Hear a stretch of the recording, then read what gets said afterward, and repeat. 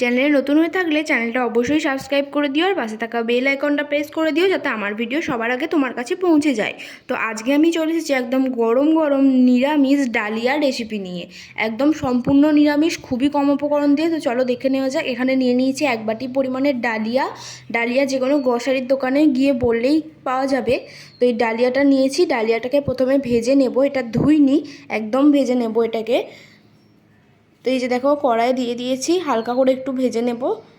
আর এটা মোটামুটি 2 থেকে 3 জনের জন্য আমি তৈরি করছি, তো কোয়ান্টিটিটা দেখে নিও। এরপর এটাকে ভালো করে ঢেলে রেখে দিলাম। আর নিয়ে নিয়েছি এখানে মুগ ডাল। মুগ ডালটাও ডালিয়ার পরিমাণে বা তার থেকে একটু বেশি পরিমাণে নিতে হবে। তো এটাকে একটু ভালোভাবে ভেজে নেব। যতক্ষণ একটা সুন্দর গন্ধ আসছে এটা থেকে, ততক্ষণ এটাকে একটু ভালো করে ভেজে নেব। তো যে দেখো ভাজা হয়ে গেছে। এরপর ডালিয়ার সাথেই ডালটাকে রেখে দিলাম। এরপর কড়াইয়ে দিয়ে দেবো সাদা তেল। তেলটাকে একটু গরম হওয়ার জন্য অপেক্ষা করতে হবে। তেলটা গরম হয়ে এলে দিয়ে দিচ্ছি অল্প পরিমাণে হলুদ, আর দিয়ে দেবো কিছু সবজি। সবজির জন্য নিয়েছি এখানে পেঁপে, বিনস, গাজর আর আলু। তোমরা চাইলে আরও যে কোনো সবজি অ্যাড করতে পারো। তো এই সবজিগুলোকে খুব ভালোভাবে ভেজে নেব। প্রথমে আমি গাজরটা দিয়ে দিয়েছি। সব সবজিগুলোকে এখন একসাথে ভাজবো না, প্রথমে গাজরটা দিলাম, তারপরে দিয়ে দিচ্ছি আলুগুলো, আর এরপর দিয়ে দেবো পেঁপেগুলো। এই 3টে সবজিকে প্রথমে আমি ভালো করে ভেজে নেবো একটু নুন দিয়ে। এই 3টে সবজি যতক্ষণ না সেদ্ধ হচ্ছে ততক্ষণ একটু ভেজে যাব। তো এই যে দেখো ভাজা হোক ওদিকে, আর এদিকে নিয়ে নিয়েছি ডালিয়া আর মুগ ডালটা। এরপর এটাকে খুব ভালোভাবে ধুয়ে নেব। ভাজার পরেই এটা ধুতে হবে, না হলে ভাজার আগে ধুতে গেলে এটা ভাজাটা ঠিক মতো হবে না। ধুয়ে নেওয়ার পর এদিকে এই সবজিগুলোর সাথে দিয়ে দিলাম বিনসটা।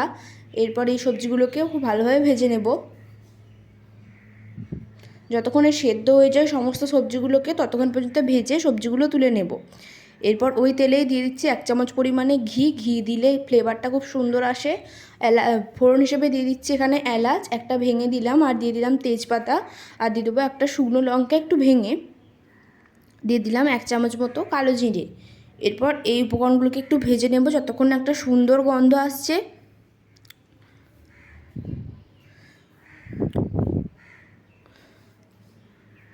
তো এই যে দেখো ভাজা হয়ে গেছে। এরপর দিয়ে দিচ্ছি একটা পেস্ট। এখানে 4 রকমের পেস্ট আছে।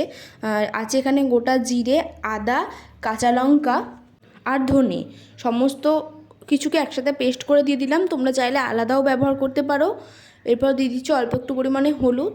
এটাকে একটু খুব ভালোভাবে কষিয়ে নেব। তো এই দেখো কষিয়ে নিয়েছি। এরপর দিয়ে দেবো ভেজে রাখা সবজিগুলোকে। আলু, গাজর, পেঁপে আর বিনস, এই সবজিগুলো দিয়ে দিলাম। এরপর এই সবজিগুলোর সাথে মশলাটাকে আরও একবার ভালোভাবে কষিয়ে নিতে হবে। তো কষিয়ে নেওয়ার পর মোটামুটি 3 থেকে 4 মিনিট ধরে কষানোর পর দিয়ে দিচ্ছি যে ধুয়ে রেখেছিলাম ডালিয়া আর ডালটা, সেটা দিয়ে দিলাম। এরপর এই সবজিগুলো আর মশলাটার সাথে ডালিয়াটাকে খুব ভালোভাবে মিশিয়ে নিতে হবে। তো এই যে দেখো ভালোভাবে মিশিয়ে নিয়েছি। আর দিয়ে দিচ্ছি এখানে 2টো কাঁচা লঙ্কা। কাঁচা লঙ্কাটা চিড়ে দিইনি, গোটা দিয়েছি।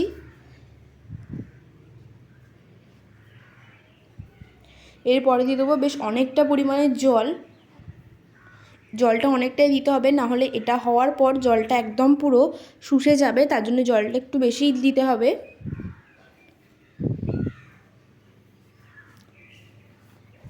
তো জলটা দিয়ে একবার ভালোভাবে মিশিয়ে নিচ্ছি। এখানে দেখো আরও একটু জল দিয়ে দিলাম আমি। এরপরটাকে ঢাকা দিয়ে রেখে দেবো মোটামুটি আধ ঘন্টার জন্য। 15 মিনিট পর এই যে খুলে দেখছি, এটা এখনও হয়নি, এটা এখনও হবে। তো তারপর আরও একবার চাপা দিয়ে আধ ঘন্টা পর আমি খুলে দেখব। তো এই যে দেখো আধ ঘন্টা পর খুলে দেখছি, দেখো জলটা একদম পুরো শুষে গেছে আর ডালিয়াটা একদম তৈরি হয়ে গেছে। খুবই কম উপকরণ দিয়ে তৈরি করেছি ডালিয়াটা, একদম নিরামিষ। শেষে নামাবার আগে ছড়িয়ে দিলাম 1/2 থেকে 1 চামচ মতো চিনি। চিনি দিলে খেতে কিন্তু খুব অসাধারণ হয়। এরপর একবার মিশিয়ে নিয়ে তো তৈরি আমাদের এই যে ডালিয়া। কেমন লাগলো আজকে রেসিপিটা জানিও, ভালো লাগলে অবশ্যই একটা লাইক করে দিও।